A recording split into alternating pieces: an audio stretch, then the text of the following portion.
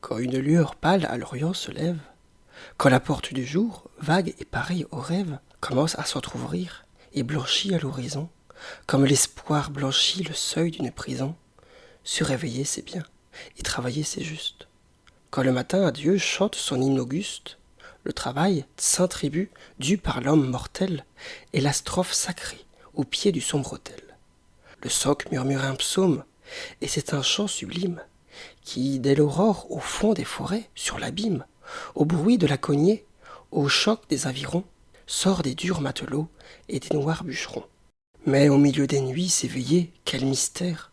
Songer, sinistre et seul, quand tout dort sur la terre, quand pas un œil vivant ne veille, pas un feu, quand les 7 chevaux d'or du grand chariot bleu rentrent à l'écurie et descendent au pôle, se sentir dans son lit, soudain, toucher l'épaule par quelqu'un d'inconnu qui dit « Allons, c'est moi, travaillons ».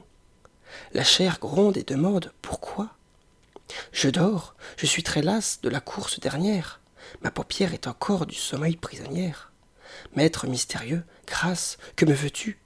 Certes, il faut que tu sois un démon bien têtu, de venir m'éveiller toujours quand tout repose. Et un peu de raison, il est encore nuit close. Regarde, j'ouvre l'œil, puisque cela te plaît. Pas la moindre lueur aux fentes du volet. Va-t'en, je dors, j'ai chaud, je rêve à ma maîtresse.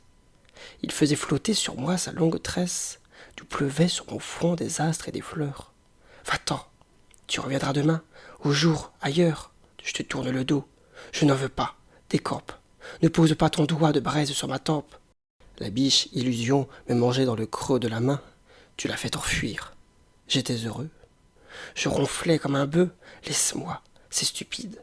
Ciel, déjà ma pensée inquiète et rapide file sans bout, se divide et tourne à ton fuseau. Tu m'apportes un vers étrange et fauve oiseau que tu viens de saisir dans les pâles nuées. Je n'en veux pas. Le vent, dans ses tristes huées, emplit l'antre des cieux. Les souffles, noirs dragons, passent en secouant ma porte sur ses gonds. Paix, là, va-t'en bourreau, quand ton verre je le lâche. Je veux toute la nuit dormir comme un vieux lâche.